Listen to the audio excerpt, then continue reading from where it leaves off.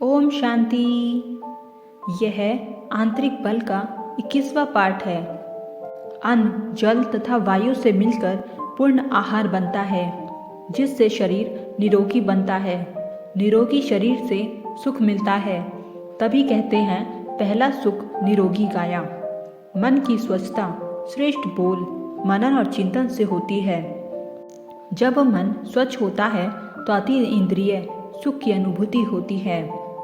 सबसे पहले शरीर को आराम की स्थिति में रखो, कहीं कोई दबाव ना हो।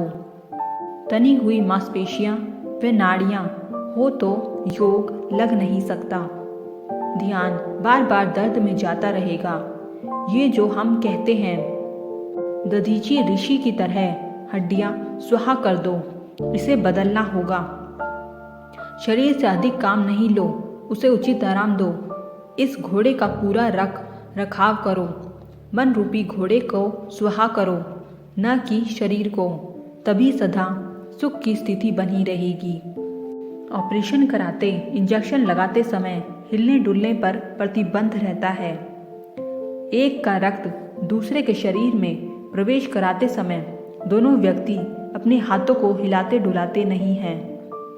योग के समय भी मानसिक संस्थान को हिलाते डुलाते नहीं हैं। योग के समय बाबा की सूक्ष्म शक्ति इंजेक्शन की तरह हमारे शरीर में प्रवेश करती है, जिससे आत्मा के जन्म जन्म के रोग खत्म होते हैं।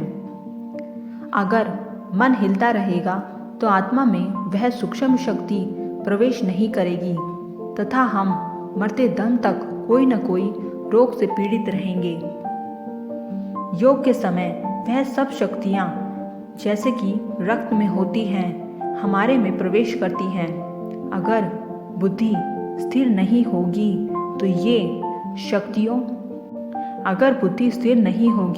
तो ये शक्तियाँ प्रवेश नहीं करेंगी और हम निरोगी नहीं बनेंगे। यही कारण है कि महारथी आत्माएं भी गंभीर रोगों से ग्रस्त रहती हैं। कई बार ऐसे रोगों से शरीर भी त्यागती है, जिसे हम कर्म बंधन व हिसाब किताब कहकर पल्लू छुड़ा लेते हैं। इसे बदलना होगा।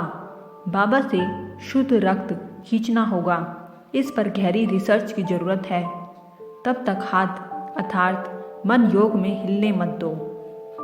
माता पुत्र का तथा प्रेमी प्रेमिका का मिलन जितना सुखद होता है, परमात्मा का मिलन इसी तरह लाख गुना सुखद होता है।